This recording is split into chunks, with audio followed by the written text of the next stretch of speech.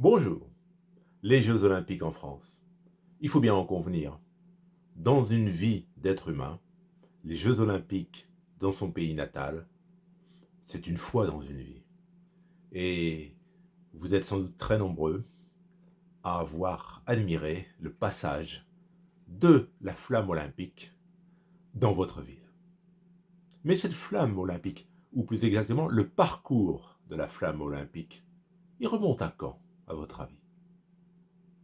Il remonte aux Jeux Olympiques de 1936. Le parcours de la flamme olympique, c'est une invention du régime nazi.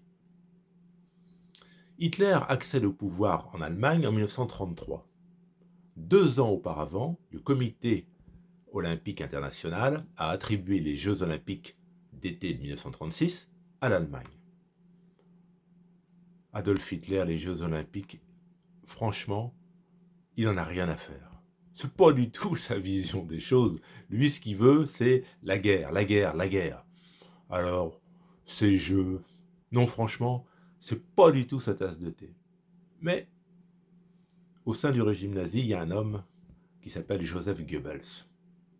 C'est le ministre de la propagande. Et lui, il voit les choses tout à fait différemment. C'est lui qui va creuser la question et qui va faire naître ce parcours de la flamme olympique. Le symbole de la flamme olympique. Alors, c'est ça qui attire Adolf Hitler. Les retraites au flambeau, la flamme olympique, il voit tout de suite le lien. Alors, en 1936, pour la première fois, il y aura ce parcours de la flamme olympique au travers de 7 pays. Et dans l'esprit de Goebbels, il s'agit bien sûr de montrer la force du régime nazi. Le régime nazi, il se base sur la supériorité d'une race, la race aryenne. Et donc, ces hommes blancs qui vont, à travers 7 pays, porter la flamme olympique d'Olympie en Grèce jusqu'à Berlin, Joseph Goebbels, il voit le coup. Il voit que ça va être un succès. Et c'est un succès, effectivement. Ça marche très bien. Et le comble de l'ironie, c'est que les gens qui voient cette flamme olympique qui vient d'Olympie en Grèce jusqu'à Berlin, eux, ces gens, ils sont persuadés que c'est un symbole de paix. Alors ils sont contents. Des athlètes qui vont s'affronter à la loyale sur les stades. C'est formidable. Les gens veulent pas la guerre, ils veulent la paix. Mais malheureusement, dans l'esprit de Goebbels, il s'agit de montrer la supériorité de l'homme arien pour préparer la guerre. C'est ça qui est terrible. Terrible, terrible. La suite, on la connaît. La Seconde Guerre mondiale, des millions de morts.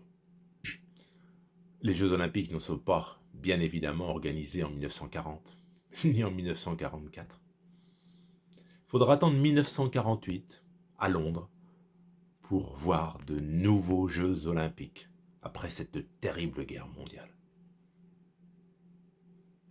On aurait pu penser que le parcours de la flamme olympique aurait été abandonné, puisqu'il a été mis en place par le régime nazi. Mais non, on continue. Alors, bien évidemment, les Anglais ne le font pas du tout dans le même esprit que le faisait le régime nazi. Mais le parcours de la flamme olympique va perdurer jusqu'à nos jours, aux Jeux Olympiques d'été de 2024. Mais franchement, je me suis permis de faire cette petite vidéo rapide parce que je ne suis pas certain que beaucoup de personnes, parmi ceux qui assistent au passage de la flamme olympique, savent que c'est une invention du régime nazi. Mais, dans le même ordre d'idée, je pense que beaucoup d'entre vous qui m'écoutez avaient regardé le dessin animé Blanche-Neige et les 7 nains. Vous avez certainement montré le dessin animé Blanche-Neige et les 7 nains à vos enfants ou petits-enfants. Qui sait que Blanche-Neige et les 7 nains était le dessin animé préféré d'Adolf Hitler? Eh oui, Nous, nous connaissons Blanche-Neige et les Sept Nains par l'intermédiaire de Walt Disney, l'américain. Mais Walt Disney, Blanche-Neige et les Sept Nains, pour réaliser son dessin animé, Walt Disney, il s'est imprimé un...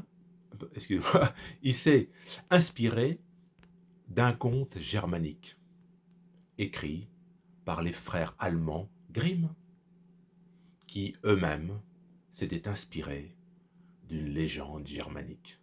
Et comme ce dessin animé reprenait un thème germanique, Adolf Hitler adorait voir ce dessin animé, Blanche-Neige et les Sept Nains.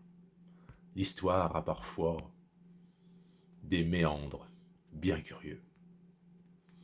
Je vous invite, si cela n'est pas déjà fait, à vous abonner à ma chaîne libre et indépendante où j'aborde différents sujets d'actualité, de finance, de politique, en toute liberté. Je vous souhaite une bonne fin de journée.